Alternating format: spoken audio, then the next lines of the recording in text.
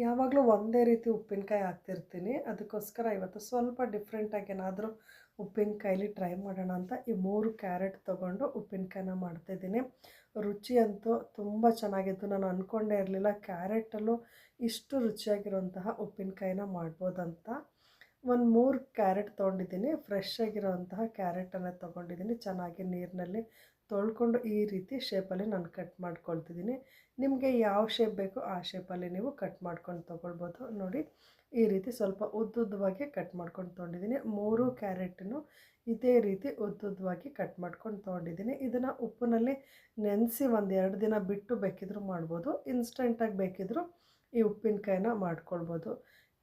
3 ಕ್ಯಾರೆಟಿಗೆ 1 ನಿಂಬೆಹಣ್ಣನ್ನು ಹಾಕ್ಕೊಳ್ತಿದ್ದೀನಿ. ಪೂರ್ತಿ ನಿಂಬೆಹಣ್ಣನ್ನ ಹುಳಿನ ಈ ರೀತಿ ಕ್ಯಾರೆಟ್ಗೆ ಹಿಂಡ್ಕೊಳ್ತಿದ್ದೀನಿ. ಸ್ವಲ್ಪ ಹುಳಿ ಅಂಶ ಬೇಕಲ್ವ, ಎಳ್ಳಿಕಾಯಿ ಬರೀ ನಿಂಬೆಹಣ್ಣಿಂದ ಉಪ್ಪಿನಕಾಯಿ ಮಾವಿನಕಾಯಿ ಹಾಕಿದಾಗ ಅದರಲ್ಲೇ ಹುಳಿ ಅಂಶ ಇರುತ್ತೆ. ಇದು ಬರೀ ಕ್ಯಾರೆಟ್ ತೊಗೊಂಡಿದ್ರಿಂದ ಸ್ವಲ್ಪ ನಿಂಬೆಹಣ್ಣನ್ನು ಹಾಕ್ಕೊಳ್ತಿದ್ದೀನಿ. 1 ನಿಂಬೆಹಣ್ಣನ್ನು ಪೂರ್ತಿಯಾಗಿ ಹಿಂಡ್ಕೊಂಡು ಸ್ವಲ್ಪ ಇದಕ್ಕೆ ಉಪ್ಪು ಹಾಕ್ಕೊಳ್ಳೋಣ.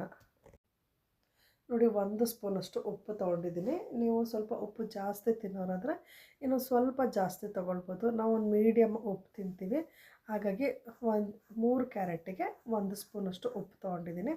ಉಪ್ಪಿನಕಾಯಿಗೆ ಇದೊಂದು ಪೌಡ್ರ್ ಇದ್ದರೆ ಸಾಕು. ನೀವು ಯಾವ ರೀತಿ ಬೇಕಿದ್ರೂ ಉಪ್ಪಿನಕಾಯಿನ ಮಾಡ್ಕೊಳ್ಬೋದು.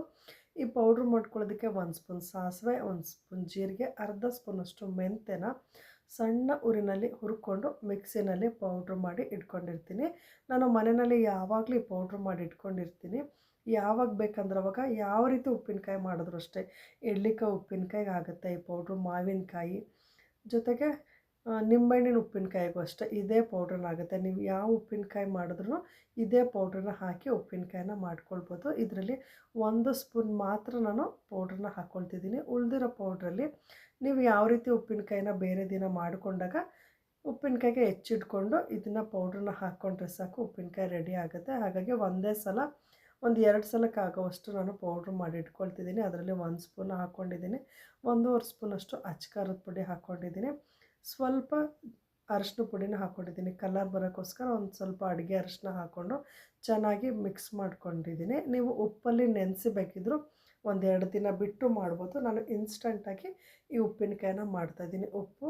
ಉಪ್ಪಿನಕಾಯಿ ಪೌಡ್ರ್ 1 ಸ್ಪೂನ್ ಹಾಕ್ಕೊಂಡಿದ್ದೀನಿ. ಅಚ್ಕಾರದ ಪುಡಿ 1.5 ಸ್ಪೂನು, ಸ್ವಲ್ಪ ಅರಶಿನ ಪುಡಿ ಹಾಕ್ಕೊಂಡು ಚೆನ್ನಾಗಿ ಮಿಕ್ಸ್ ಮಾಡಿಕೊಂಡು ಇದಕ್ಕೊಂದು ಸ್ವಲ್ಪ ಒಗ್ಗರಣೆ ಹಾಕ್ಕೊಳ್ಬೇಕಲ್ವ, ಹಾಗಾಗಿ ಸ್ವಲ್ಪ ಎಣ್ಣೆ ಬಿಸಿ ಮಾಡಿಕೊಂಡು ಸಾಸಿವೆ ಹಾಕ್ಕೊಂಡು ಇದಕ್ಕೆ ಮಿಕ್ಸ್ ಮಾಡಿಕೊಂಡು ಚೆನ್ನಾಗಿ ಕಲಿಸ್ಕೊಂಡ್ರೆ ಕ್ಯಾರೆಟ್ ಉಪ್ಪಿನಕಾಯಿ ರೆಡಿ ಆಗುತ್ತೆ. ನಾನು ಅಂದ್ಕೊಂಡಿರಲಿಲ್ಲ ಇಷ್ಟು ರುಚಿಯಾಗಿ ಕ್ಯಾರೆಟಲ್ಲೂ ಉಪ್ಪಿನಕಾಯಿ ಮಾಡ್ಬೋದಂತ.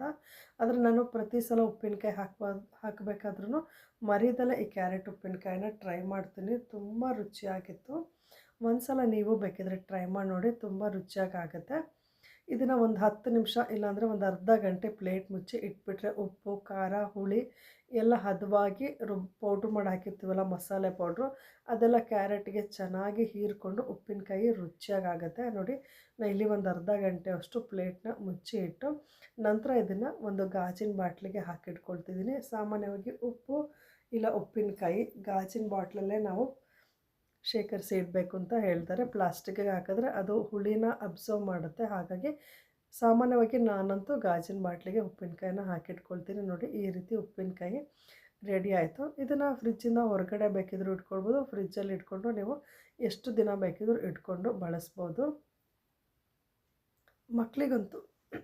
ಮಕ್ಕಳಿಗಂತೂ ಈ ಉಪ್ಪಿನಕಾಯಿ ತುಂಬಾ ಇಷ್ಟ ಆಗುತ್ತೆ. ಒಂದು ಸಲ ಟ್ರೈ ಮಾಡಿ ನೋಡಿ. 3 ಕ್ಯಾರೆಟಿಂದ ಒಂದು 10 ದಿನ ಅಂತೂ ಉಪ್ಪಿನಕಾಯಿನ ಮಾಡ್ಕೊಳ್ಬೋದು. ಯಾವಾಗಲೂ ಅಂಗಡಿಯಲ್ಲಿ ನೀವು ರೆಡಿ ಉಪ್ಪಿನಕಾಯಿ ತರೋಕ್ಕಿಂತ ಈ ರೀತಿ ಮನೆಯಲ್ಲೇ ಹಸಿಮೆಣಸಿನ್ಕಾಯಿಂದ ಮಾಡ್ಬೋದು. ನಿಂಬೆಹಣ್ಣು, ಮಾವಿನಕಾಯಿ ಇದೇ ಪ್ರಮಾಣದಲ್ಲಿ ನೀವು ಎಲ್ಲ ಪದಾರ್ಥಗಳನ್ನ ತೊಗೊಂಡು ಮಾಡ್ಬೋದು. ಉಪ್ಪಿನಕಾಯಿನ ಕಲಸಿರ್ತೀವಲ್ವ ಆ ಪಾತ್ರೆಗೆ ನಮ್ಮಮ್ಮ ಯಾವಾಗಲೂ ಅಷ್ಟೇ ಉಪ್ಪಿನಕಾಯಿನ ಜಾಡಿಗೆ ತುಂಬಿಟ್ಟ ಮೇಲೆ ಈ ರೀತಿ ಅನ್ನದ ಜೊತೆ ಕಲಸಿ ಕೊಡ್ತಾಯಿದ್ರು. ಇದು ತುಂಬ ರುಚಿಯಾಗುತ್ತೆ. ಯಾರೆಲ್ಲ ಟ್ರೈ ಮಾಡಿದ್ದೀರಂತ ಕಮೆಂಟ್ ಮಾಡಿ ತಿಳಿಸಿ. ಈ ವಿಡಿಯೋ ಇಷ್ಟ ಆದರೆ ಲೈಕ್ ಮಾಡಿ, ಶೇರ್ ಮಾಡಿ. Thank you.